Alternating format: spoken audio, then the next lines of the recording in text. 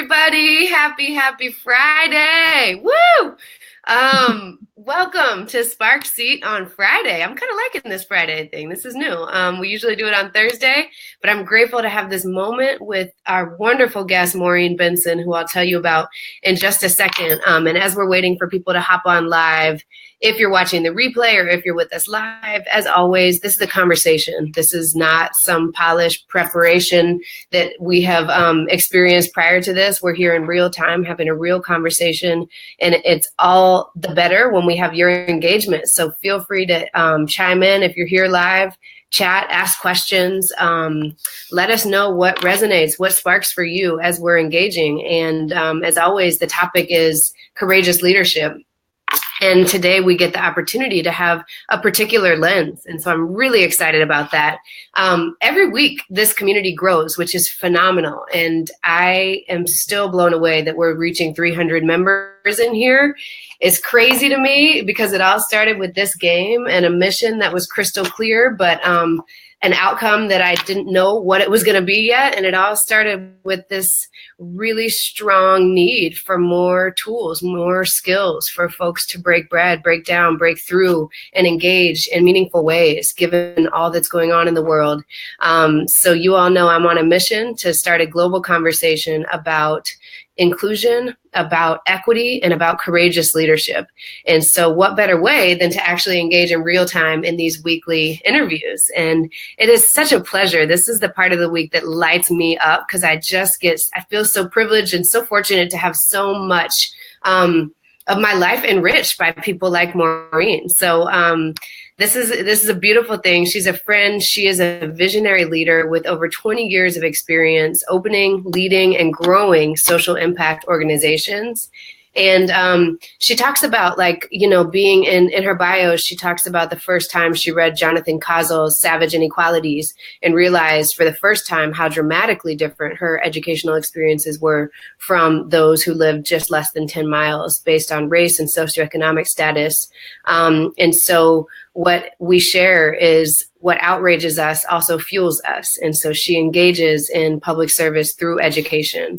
She is the founder of something called Education as a Vital Sign. She's also the member of the Oakland Police Commission. And she is a deeply, deeply committed leader in Oakland, committed to racial equity and the work that is not for the faint at heart, the work that is, it is so complex, and she's here and she stays at the table. And so it is an honor to welcome you, Maureen, to the Spark Seat interview. Welcome. Thank you so much. Wow, that's mad humbling. Thanks, Rachel. I appreciate it. Yeah, no, thank you. Yeah, and so, we engage in conversations in here. Hey, Kenny, what's up? Awesome. I'm seeing some engagement. All right. Something I want to name is that, and I'm always really explicit with you all about my intentions for things that I do. And with this particular Spark Seat, it's twofold: to have exposure to different perspectives, to listen and be in community with each other, and to also hear all about the intersections that we all have. And so I like that today we get to talk about race in particular. And I want to name that we're two white women, and we both have intersectional identities, and I have a queer identity, and that's a part of me too. But my whiteness is important to name. And our conversation about this is going to be from our perspective and our research and our background. But we really welcome your input, your reactions, your connections, because I'm a work in progress, and I know that we've talked about how this definitely there's so much learning to still do. So I wanted to name that and just lift that up and say that it is all the more reason why we continue to show up, is because usually what discomforts us or what causes a little bit of I feel a little nervous about having whatever conversation, usually that's the one we need to lean into. And so I thank you, Maureen, for being here. I've learned so much from you, and you've hosted conversations about whiteness for many communities. And you're one of the first people I saw actually hold space for a room full of white people saying, we got to talk about this. We got to talk about the racism that is invisible in everything that is a part of this world. And so I thank you for really leading and also modeling that for me a couple years ago. when I saw that for the first time. Thank you. Thank you. For that. I mean, clear that race is not only a part of all of our systems, but also deeply embedded, that none of us are exempt from the brainwashing. And so I'm with you in that. I too am a work in progress, and am constantly hyper vigilant about the ways in which the brainwashing occurs in my own thinking, and committed to both doing my own work to interrupt it as fast as I can, and also humbly open to when it's pointed out. Yeah. And that's thank you for that. And I think the thing I like to normalize is that we all have blind spots, and we all have pain, and we all need to heal. And so part of this conversation today is really about, given all that's going on in the world and all the pain that is in the world. I mean, I saw a post this morning that you even made. I saw your post, which was the first time that I heard about the shooting that happened today on a college campus. It's so painful to look at the news these days. And I'm wondering, for you, the first question I always ask is, what does courageous leadership mean to you these days? What does it look like and sound like, given where we're at, and given, it doesn't, again, it's just, here's today, March 2nd. What's your definition today? Yeah, that's real. Thanks for acknowledging that can indeed change. Well, I mean, since, just to build off of acknowledging that as a white woman, I'm engaged and committed to ending oppression of all forms, but really centering the fact that white supremacy, if we don't focus on white supremacy and ending white supremacy, that often we don't ever get to it. We can focus on gender, we can focus on many other forms of oppression. So for me as a white woman, courageous leadership centers a value which I think is really peace over truth. That when we have a norm of peace over truth, that is actually perpetuating whiteness. And so what does it look like to disrupt the quest for peace over truth? And so I think of, we don't know much that's coming out of Michigan today, although actually a very good colleague and friend of mine is a professor at that university. Thankfully, she's safe off campus. But when we hear of these stories, what does it look like to engage in the pain of these stories and have real hard conversations and not focus on having peace in these moments? Of course, we want healing, but having peace means avoiding difficult conversations around the fact that while these brilliant students from Florida are rising up and getting a lot of powerful press, that very much like the students from Ferguson and young people from Ferguson and the Dream Defenders have also been rising up and are treated in a way that is inherently racist, right? That these young kids are thugs, and that these young kids are being met with a police presence. And so that is one of the conversations I think we need to have in the face of all of this pain that's happening right now. That is actually towards our healing. But too often we hear, when the calls for gun restrictions are happening, too often we hear, well, it's too soon, and it's actually very predictable, the cycle of, well, it's too soon, let's not talk about it, and then we're not talking about it again until something else happens. And so it's that I was taught that by a colleague of mine, and it was really powerful. We were interracially co-facilitating some seminars, and he said, when we have peace over truth, we are uplifting white supremacy, and we have to prioritize truth over peace. So I would say there are many examples of courageous leadership that come from that, but today it looks like just asking myself if truth is more important than peace. What does that look like today? What kinds of conversations do we have today? So I think it's fairly predictable that we'll see the person who has done the shooting here be described as, that if they are indeed white, we know exactly how that person will be described. That person will be described as young, even though they're in college, even though teenagers of color are often adultified. He very likely will be, I'm assuming it's a he, because we have yet to see one of these mass shootings that are done by women, right? And so that's really important to analyze and look at, hypermasculinity involved in the violence, and also to look at the ways in which race will play out for compassion for him around potentially being identified as mentally ill, when we don't look at the trauma that young, poor people of color endure and the mental health that is pervasive. And also the fact that Dr. Joy DeGruy talks about the mental health crisis among police officers that are perpetuating violence, right? In the ways that we don't identify that as a mental health crisis, because the victims are, in fact, more often than not, poor people of color. So those are the things I just think about when I ask, well, if I wasn't primarily concerned with peace today and I wanted truth, those would be conversations I'd want to engage in. Yes. Yes. That resonates so much. Thank you for lifting that up and distilling down such a complex notion into a fairly simple equation, peace over truth. Yeah. Oh, yeah. I haven't think about that, right? In organizations, how many times is the way that meetings are run, that we don't embrace conflict as an actual healthy mechanism for change, right? So we avoid conflict and therefore we are destined to not change things. And then we know how harmful the status quo is. Right. And we both have a background in education, working in Oakland. I taught and happened to be a teacher in your cafeteria. I remember one day when you were amazing to learn that.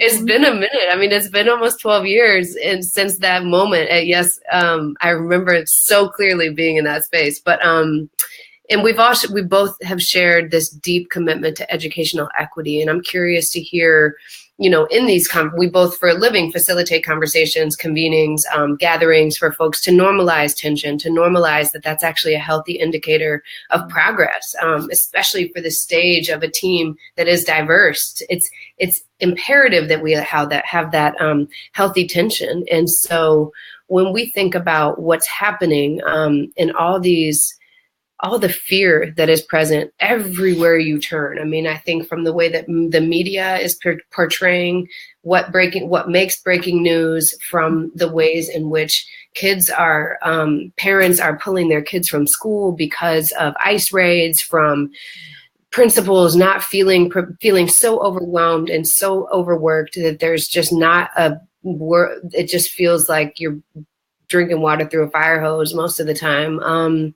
What do you feel like, I guess, if you had to say in this moment, I've been really exploring what's the root cause of this situation that we're in addition to cycles and systems of oppression being perpetuated. What do you think, what's your gut feeling about how we got here? How we got here in terms of some of the recent violence we're seeing in schools, or in general, the failure of our public education system? Sorry, yeah. Well, I mean, those are two different conversations, but I would say, like, in this moment, just what's made the breaking news, what's made the headlines, what's your feeling and thought about how did we get to this place? Is it that, like you said, that there are people who have experienced so much trauma? My gut feeling is that there's so much unattended distress, pain, and confusion that people are all experiencing. And I'd love to dig into that a little bit more and hear your thoughts on why now, why all of this violence, and why is all of a sudden, who's getting who has a platform and who doesn't is really disturbing to me. And I'm trying to figure out what the best approach is to lift up more of the why. There's too many people talking about the symptoms. And I think that's why I'm excited to talk next about the education as a vital sign. But yeah, tell me what thoughts and reactions you have to any of that. I was listening to, there's a radio station here in the Bay called KPFA, and I was listening to the morning show where they were talking about the fact that there's all this press and attention happening for school shootings with assault weapons, and how that gets so much of the attention around what's happening in gun violence. And granted, we are an abnormality in the world around school shootings and certainly mass shootings. But what they talked about on the radio station, I think it was Mitch Jeserich, and he was talking about how actually he feels that this is really deceptive because, in fact, if we look at the incidence of gun violence in our country, suicide and domestic violence are actually the top two things that are happening, right? The top two ways in which people are dying as a result of guns.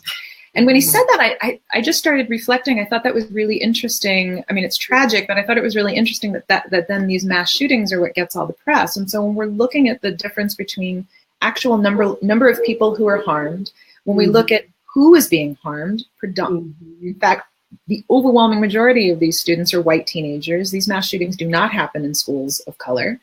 And Then we're looking at issues of suicide and domestic violence. And if we look at the data around who is committing suicide and who is engaged in domestic violence, we continue to see racial disparity, right? Mm-hmm. So I don't have this all fleshed out yet. I mean, I think it's an important question you're asking, but my gut tells me we have to look at it, well, my truth tells me we have to look at it with an intersectional lens. And my gut actually tells me that we are so indoctrinated into a system of reactionary news cycle that we focus on not really the numbers with a mindfulness on where is actually the violence happening. And if this was really about interrupting violence, then where would we be focused? We'd be focused in high poverty, high communities of color where there's intra-racial violence happening. We'd be looking at, suicide. We'd be looking at domestic violence. But instead, we're looking at these mass shootings where, relatively speaking, few white people are being harmed.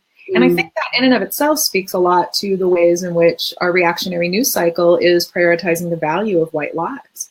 Right. So I say that to say that, I don't know necessarily enough about the levels of trauma and the intersectional lens around trauma. I think there are better mental health professionals who can speak to that. But I do think that there is a bit of propagandizing happening that's distracting us from what we actually really need to deal with. And so while these are, the mass shootings are really critical and necessary to look at, in what ways is the news cycle really not holding up the enormity of the level of trauma that is happening in marginalized communities? And so when we whittle down race and we whittle down poverty, and then we look at transgender communities and the enormity of violence that's happening in transgender communities, which may or may not be happening with guns, right? I just know that we're a society in deep pain. I know that believe, as much as I know, I believe that we're a society that is so layered with levels of power that we're just, when we look at an enormous blind spot, we're just not even mindful of how that's filtering into our news cycles. And so we're just believing what the news is telling us is this really big issue. But that's why it struck me really intensely when I was thinking, because I was caught up in it too. I was like, oh my God, a school shooting and the babies and right. And I'm looking at it with an intersectional lens, but then I was like, oh my God, but who is committing suicide in this country? Who is committing domestic violence and which communities are being harmed significantly? I know women of color are experiencing domestic violence at much greater rates than white women, and white women are still experiencing a ton of domestic violence. I know that domestic violence against the wives and partners of police officers is significantly high, right? Like these are all really important pieces of information, but we're not elevating that. And so what power structures are we holding, is this media cycle holding in place? That to me, really, when you ask what's wrong, it's the fact that we're not interrogating that question is actually what's wrong. Exactly. And the importance of having a seat at the table, right? There's so much that was just lifted up, and I couldn't agree more. And I'm grateful for all of the ways in which you called out the reactionary lens, the need for us to be looking at different types of violence in different demographics, because when we are, again, back to the peace over truth, if you're being fed what you've been told is the truth, and you don't know any other way, and you've never seen someone who looks like you have a seat at the table, then what do you do? Like, do you choose, if you don't have the muscle to push back on authority and you've never seen anybody do it, what do you do? And I think this is why I'm so grateful that people like you have a seat at a table on the Oakland Police Commission, because you're really pushing a conversation in that space, which is powerful just by your sheer presence and the lens that you're bringing as a woman with your background in education,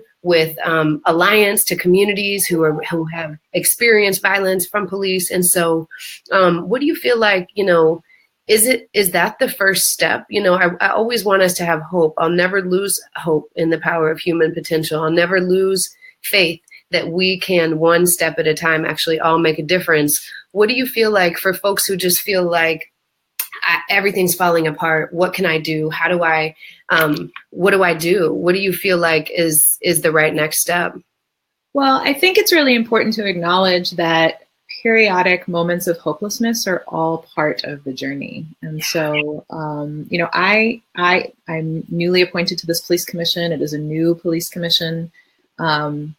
I said I wasn't going to talk in depth about the police commission because we're still kind of working it out, but I will say that it's an interesting example of, and it's really complicated and nuanced because it's actually all of the voting members are people of color and the two alternates are white. Mm-hmm. And so it's been this interesting opportunity, both as someone for over 20 years has been doing deep intersectional work around building equity systems, and to see a commission come together with, I would say, a lack of resource to the selection panel and to the mayor's office to be mindful around how are you vetting these folks, right? And not that they're not great people, but just a lack of intentionality to bring a cohesive group of different skills together, and not using elements of interrupting implicit bias in that process. So we could actually use video of the selection panel to do an implicit bias training. You can use some of the videos from the police commission to look at some implicit bias. And so, I too am experiencing this really, interesting opportunity where I'm involved in many communities of color, and I humbly support following leadership of color, particularly Black leadership. And right, as an intersectional lens, if we're looking at racism and we're looking at gender, what does it look like to engage in a mindfulness of, coming back to peace over truth as a norm? What does it look like to prioritize truth over peace and hold space for all of our perspectives, but be mindful of what we're defaulting to? Are we defaulting to a white perspective? And also being clear that whiteness is not just skin color, whiteness is cultural aspects, right? And so I say that to say that when we, on this commission, it's been interesting because it's a governance structure, there has been an adopted model, a hierarchical model of chair and vice chair, and then there's voting members, and then there's alternate members, right? And so each of those people hold different powers, and then there's race, and then there's gender, and then there's neighborhood, right? And then who's been appointed by the mayor. And so it's just this bowl of complicated, really important lenses to look at. And I guess to answer your question around when it gets hopeless, like I too have experienced waves of hopelessness in it, right? Of like, wow, well, I don't really have any power here. And then just remembering that is, one, temporary because it's part of the process, and two, really coming back to relationship. Who can I build a relationship with? What does it look like to make it less about people and more about process, and really looking at the systems of oppression and how they play out, and engaging allyship for folks that can see that, regardless of the fact that potentially people who hold positional power may not be nuanced in that. In fact, historically, that's true, right? People who have navigated a system of oppression and have been wildly successful in that system often don't have to look at how systems of power and systems of oppression play out. So I guess I would say, in that moment of despair, I was like, who can I build a relationship with? Who can I talk to reaffirm that I'm not actually crazy, right? Yep. Or that, and not to, I'm sorry, maybe that's actually not the word I mean to use, but just to really, when I find sometimes when I experience hopelessness, I second guess myself. And so, it's really, I sought the counsel of many trusted people in the community, particularly Black leadership in the community, where I could run some things by them and say, am I having a visceral reaction at being decentered as a white person? Or to what degree that's playing out? Because it's not an either or. That's always, much like I said at the beginning, we're all brainwashed. And so part of my own brainwashing is discomfort at being decentered, if I'm being honest about it, and then noticing it, and then not acting from that, right? Like really making sure I can say, okay, so that is a thing. And also, what is the precedent that's being set here? What kind of governance council or organization are we trying to form, or school, right? But what are the values? What are the inherent values? And, in the effort to dismantle white supremacy, I always prioritize collectivism over individualism. I always prioritize interrupting power dynamics and really dismantling hierarchy. In fact, centering the most marginalized voices. I do that with a lot of clients, and so I think just remembering that I remember Erica Huggins said this the day after Trump was elected. I was, I think, were you there? I feel like we bumped into each other. Yeah, right. And she said, we've been here before. And I just remember her saying that brought me so much hope in that moment of just, right, this moment where I feel hopelessness, it's not like we haven't been here before. It is actually part of the process. And so just remembering our ancestors have been here before. They have navigated it. Many have persevered, and we have a lot that we can draw from and learn. And so who are the folks that I know now and have relationship, and who are the people looking at Audre Lorde and looking at Bell Hooks and reading James Baldwin and just coming back to the people who have taught me how to engage. Yes. That, I'm hearing a little echo. Do you hear an echo from me? I don't, but I'll lower a little bit. I was like, oh, I'm hearing it twice. Oh, well. Yes, it reminds what you just said. So many golden things, and one of which was it reminded me of something John Powell, the professor at Berkeley, says: be soft on systems and soft on people, hard on systems. Right? Like the systems that we have inherited, the water that we're swimming in, it has tainted our vision. We all have blind spots. We have. We're all going to fumble. I liken it to like the first dance class. You know, if you're very practiced at having conversations about bias and about systemic oppression and race and unconscious bias and all of the layers of intersectionality, if you're really practiced at it, it still doesn't get easy. It's still like it's a muscle that I'll flex every single day. It's nothing. It is so counter to the way I was raised, and so I have to be soft on myself and gentle with ourselves when we feel those moments of despair, when we feel moments of self-doubt. It's natural. And just like if you're an athlete or if you dance or you play an instrument, you don't give up after fumbling one time. You keep going because you're committed to learning the song or dancing the dance. And if you have a partner, it gets all the more crazy because you step on toes and right? And I think that's so much around where we're at now. We're so quick to blame individuals when in reality we should be interrogating the very systems that we're operating in and the systems that are either supporting or condoning certain behaviors, the norms that we choose or choose not to really operationalize and really internalize and interrogate when they're not upheld.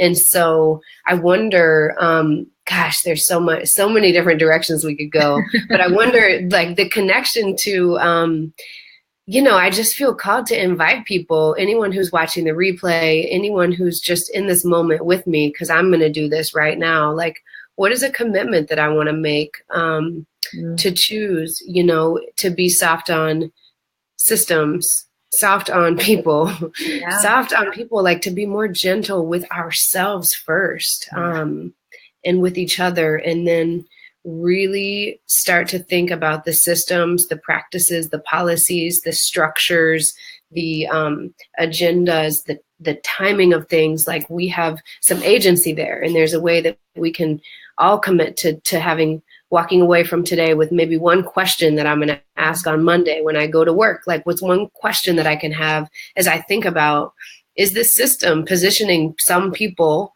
closer to opportunity or further away from it? Is this agenda designed for people who have not experienced inclusion in every way, shape, and form to be uplifted? Is this, structure really holding space for people to be heard and seen and really to feel that their story matters? There are little choices that we can make. And I just wanted to make that connection because it's so much of what you just said. I think I'm going to rewatch and take more notes because there's really a lot there to think about. Yeah, I really appreciate your mindfulness around choice. I mean, I think that both in the effort to dismantle systems of oppression and also in being soft on self is just noticing how quickly we can not even notice that we're feeling resigned, as if we don't have a choice. And so I definitely am grateful for you calling that out, and also for times that I've been with teachers who have pointed out to me that actually at every moment we're always in choice, right? And so when we embrace that, then the question is, well, wow, where have I really just figured we didn't have a choice, right? And that actually is really where education as a vital sign came from, was very much around, as a high school principal, feeling that I had to work within the system and I was doing the best I could within the current confines of a system. And really was like, well, actually, if I could create the conditions for teachers to be treated in the way in which they ought to be treated, developed, compensated working conditions, and I had full choice, what would that vision look like?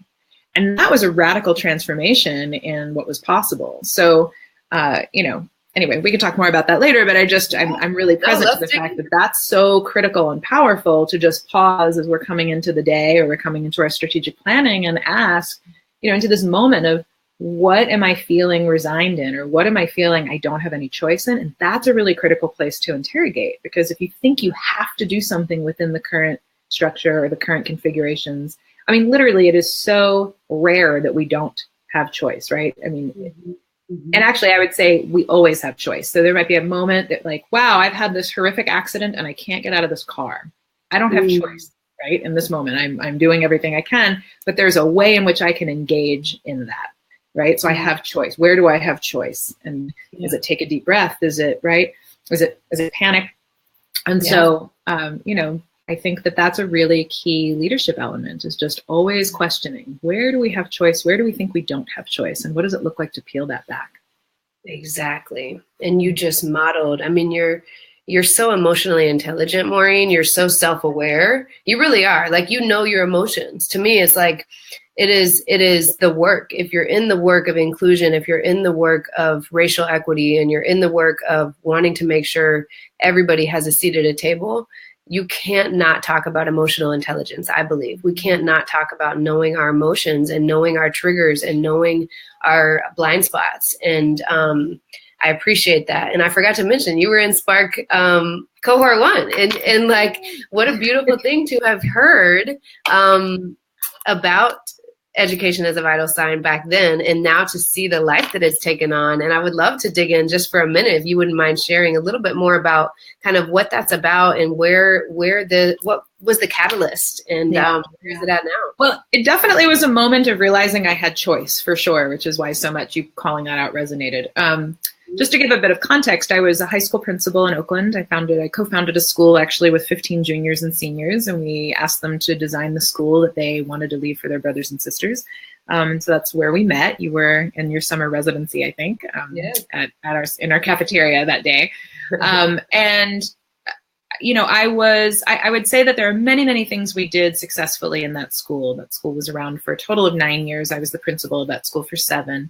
And one of the ways in which I think that I had to come to terms with, it turned into a really hard conversation with the staff, but I had done as much as I could given the existing situation. So we, in inner city school districts around the country, we have a very high rate of turnover with teachers. In fact, close to 70% leave within the first 5 years.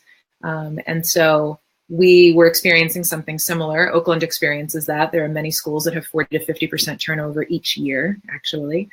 And so we were dealing with this issue of really well-intended, amazing folks, but there was a systemic issue in Oakland at the time that had you hire teachers first from within the district, then from cohorts from Oakland Teaching Fellows and Teach for America, which at the time were predominantly white, but also mostly, if not all, inexperienced teachers. They were going through a very short, brief summer of training.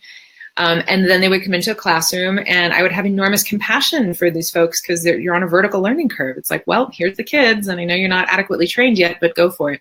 And so as much work as I put into trying to coach and develop teachers, as much time as I was able to make as a principal to lead and facilitate professional learning communities, we still had a really high turnover. And so it was just devastating to always have to be helping people on a vertical learning curve, and then when they hit a sweet spot, have them burn out and leave. That's sort of the gist.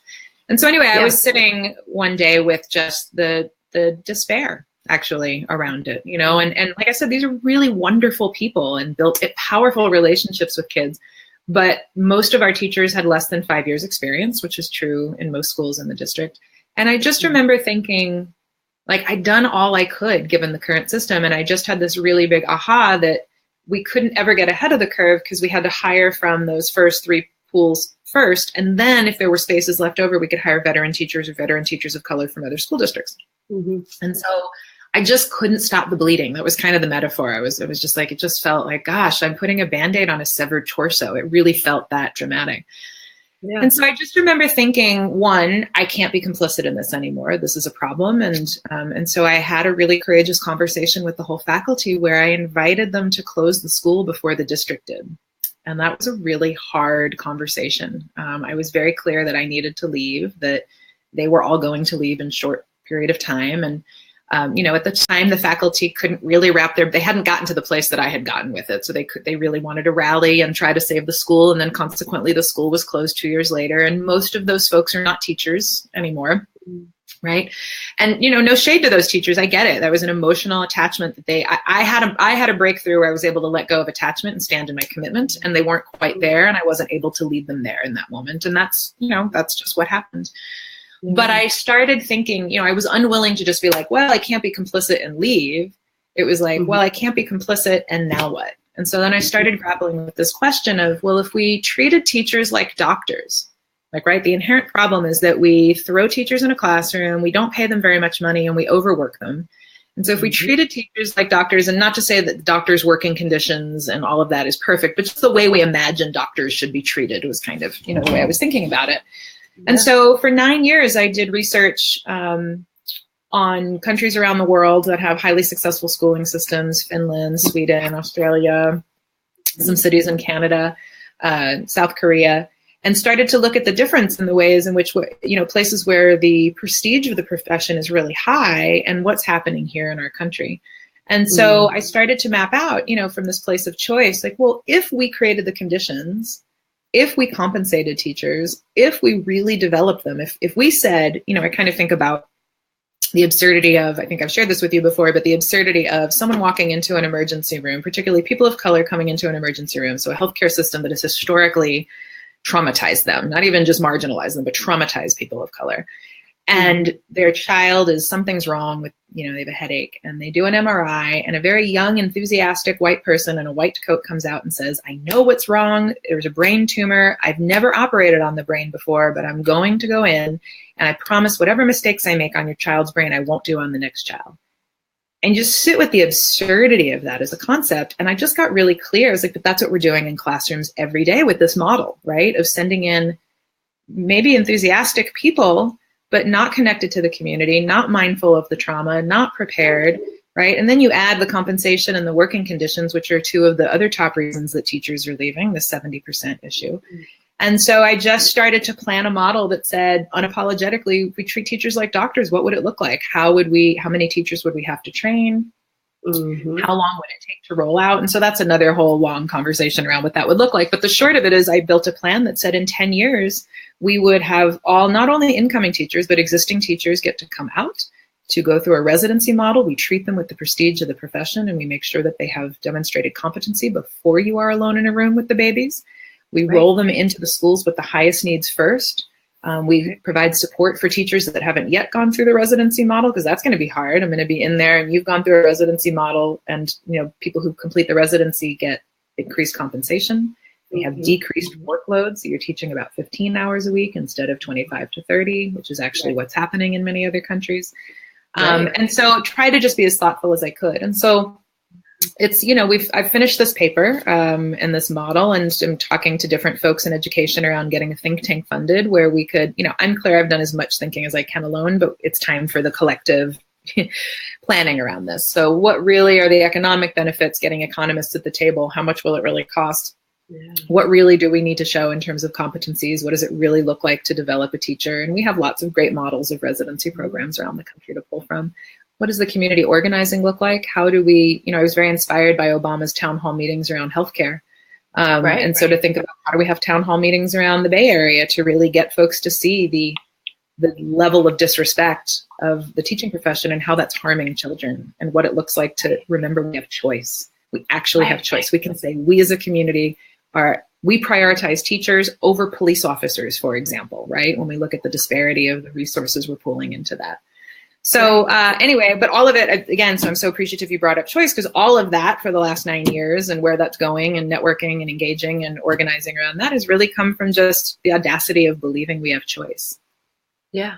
To embrace the audacity, to engage in that, and to really not be intimidated by the fear that comes up naturally when you try something new, when you really disrupt status quo, like when you refuse to accept injustice and normalized systems of oppression that we all know are not working. Like the system in education is not, it wasn't designed to work for all people. It is not working for all people. And it's something that has to be interrogated. And I just love, I feel like we're at a tipping point, to be really honest. I've never noticed the discourse in the nation around education in the way that it is right now. Yeah. So I'm excited about what's on the horizon.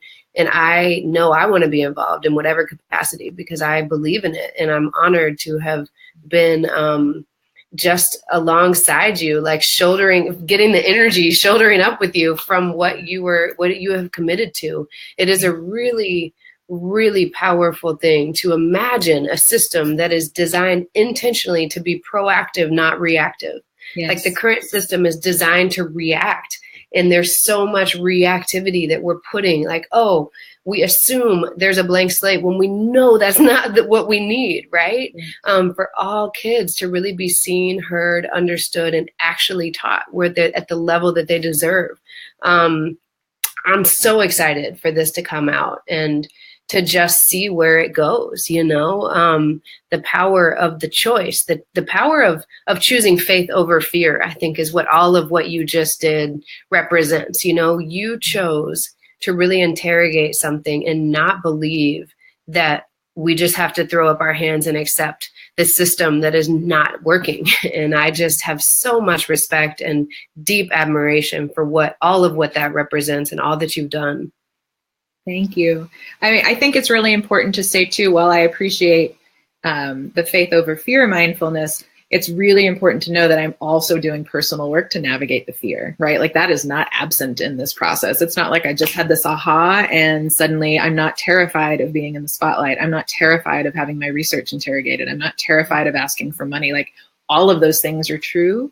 And so I think it's just important to name, part of the courageous leadership work is knowing where I've got deficit beliefs, so knowing all of our own childhood, whether it's trauma or stories that had us, create some deficit beliefs about ourselves, and do my own personal work. So there is daily meditation where I'm having to try to do the work of rewiring my neurological pathways that tell me I'm not good enough, which very much was that work in that seminar, which, people really want to get into the action plan of things. And I think that's really great. And we can transform that, but we also have to know, wherever I think I didn't have choice, I think it's not going to change anyway. Wherever I lack belief in myself, there's some really important concurrent work to do for the individual, because that fear is present. Like I go into these meetings and my hands are shaking, and then I have to do the work of remembering, Maureen, you're a brilliant thinker, speaker, writer, but I don't actually believe that,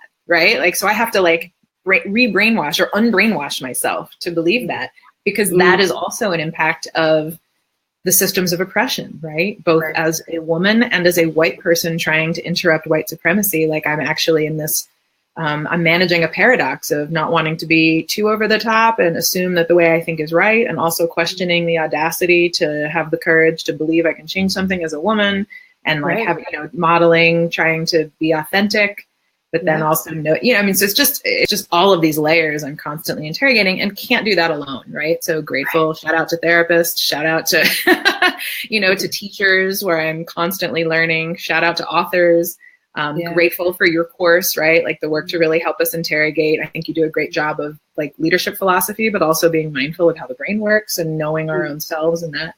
So, faith over fear for sure. And also what is the work that's needed personally and in community to navigate fear? Because, if we don't experience that tension, as I said before, then change isn't happening. And that tension also happens within. So. Exactly. No, I appreciate that distinction, because when I said it, I almost saw which one gets to be in the driver's seat. Like they're both in the car. In fact, they're both in the front section. Like one is faith and one is fear. Yeah. We have to live with both constantly, but we get to choose who is behind the wheel. And I feel like choosing that is exactly all of what you just described, and all of the reflections that you just lifted up about the importance of knowing thyself is courageous leadership. The paradox that is courageous leadership and navigating. That's what makes you a courageous leader, because you choose to stay in the arena. You choose fear, say, you know what, never mind. And who knows, like, just like anything that's worth doing, there are going to be curveballs, there are going to be forks in the road and all sorts up, but like your commitment to the work, your commitment to the mission is going to be the thing that drives. I can't wait to see where the destination is, but it's going to be the driver. And that's the power of the choice, you know, the daily choice and rituals and affirmations and meditations that I think are really required of us as folks who are not just in it for the sprint. This is like a deep, long marathon. And if we want to sustain this, we have to have community, we have to have support, we have to have our own rituals and practices. Otherwise, we really will burn out. I know we both know that, because it's so real. Yeah. Yeah, Misha Mosley said something to me the other day, which I thought was really powerful. She said, the difference between a habit and a ritual is reverence. And I thought about that as it relates to just really self-love and kind of that soft on self piece, because we can force ourselves to go to the gym every day, or we can force ourselves to go to therapy, or we can force ourselves to do this action plan for this awesome idea. But if we do it without reverence for self and reverence for the people that we're committed to impacting, I think it lacks a sense of spirituality that's really critical. And I say that actually as an atheist, which you know, many people are kind of confused when I talk about my atheism, but I believe the spirituality context is that there is the only thing greater than me is us. Like I believe in us so deeply that the power of us is I can't even begin to put words on. And so that's what I mean when I say that it lacks a spirituality, that we can force ourselves to do it. And in fact, that's often inherently white and masculine, right? Of just do it anyway, just push through, right? And we just, okay, I'll do this 30-day thing, 30 days of squats, or, you know, eat whatever for 30 days. But you do it without a reverence for yourself and a reverence for what you're, you know, like the diet is such a great example of that. My friend Sonia Renee Taylor just wrote this amazing book called The Body is Not Apology, The Power of Radical Self-Love. Yes. And she actually just posted, she said, anybody that talks about a diet on my timeline, I'm unfollowing you. I can't imagine a world where you're trying to lose this weight, but you you love my work, but you secretly don't want to look fat like me, you know? And I just thought, right, like that's the whole concept of diets, is from a place of habit, and like there's a should and there's a way you're supposed to be. And what does it look like to treat your body like you love it, to nourish it like you love it? That is a radically different way of thinking about a ritual, like with the ritual of eating versus a habit of eating. So anyway, I was just super moved by Misha, and of course I always want to shout out Sonia's work. Yes, Sonia, I can't wait to get the book. I'm excited. That's awesome. Brilliant Black queer women whose work I'm in awe of and inspired by, for sure. Yes. Misha's actually staying at my house this week in Austin, because she's at South by Southwest. So I was like, all right, I'm in Oakland. I was originally gonna host y'all, but it's gonna be good. You'll get to meet my sister. But yeah, those are two phenomenal leaders, which I can only hope to have them in the Spark seats very soon, because I'm going to reach it. I've had it on my list to have them on. And so it's been about coordinating schedules, but I really can't wait to get their perspective on courageous leadership. And what a powerful, powerful thing, you know, just the connection to ritual and reverence. I invite anybody who's watching the replay to share what that sparks for you, really. You know, when I always, at the beginning of a new month, I see opportunity. You know, some people have thoughts and feelings about vision boards and intentions, but I have some rituals and practices that really allow for a new version of me in a month, you know, to really think about, what did I just accomplish last month? What is on the horizon? What do I want to hold sacred this month? What do I need given what's on my plate? And I love that. I love that. Well, that's such a beautiful way too, to just practice being fluid, you know, and so we can plan everything. I always say this to students, you know, I plan a curriculum, but I teach people, not curriculum. And so, you know, being flexible and fluid and honoring the commitment and not being attached that the way you had thought it would go, and then life happens, and then people walk in a door, and then whatever happens, And so Right. just, I appreciate that about you, to just check in and honor what you need and honor what, what would be true now this month, what's necessary given what I'm committed to, not being attached that, whatever you put in the binder on the calendar is the play necessarily. Yeah. Adaptive leadership is my new best friend. Adapt, flow. You can't, because life is hard enough. Like, why would we be our own worst critics? Like, we got to stop this, especially for folks with missions like folks have in this group. It's like, we've got to be more gentle and loving with ourselves. And I'm excited to keep the conversations going. I know we're just getting close to wrapping up, but I love how much was sparked in this space. And I know I'm going to have a lot to think about. And I thank you for... Yeah, no, I mean, every week I'm just blown away with how much more I get to marinate on the next week. I'm like, oh yeah, I feel so inspired. So thank you. Even despite all that's going on in the world, I'm such a believer that these are the conversations that are going to fuel and sustain us. These are the things that will remind us of the connective tissue is us. It is our relationships that's going to get us through during hard times, during good times. And I'm grateful and honored that you're in my circle, Maureen. Same. So grateful, and grateful that you continue to stand in this commitment. I've been in awe of just watching you bloom over the last couple of years with this as a concept, and so grateful that you're just taking it in all the directions and sparking off everything. It's so beautiful to watch. Like, I couldn't have imagined that this would be where I was, but that's the power of like having, a commitment and not letting anything, I'm not staying attached to anything. I'm staying connected and deeply committed to my core values and my mission. But other than that, I'm like, let's see how we can have the biggest impact. We need all of us in the arena. We can't stand on the sidelines anymore.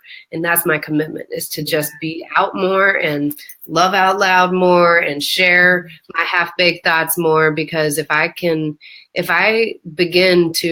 always imagine, if I'm doing this for my 22-year-old version of myself, imagine what would have been different for me at 22 if I would have had exposure to more women speaking up in the ways that we are today, for example, or just having access to different conversations. And so in many ways, I think a lot of us, kind of dedicate life to I think if we could all dedicate our life to the previous version of ourselves, imagine what would happen. Like, if we just, with gentleness, forgiveness, and love, say, I'm doing this for you, younger version of me.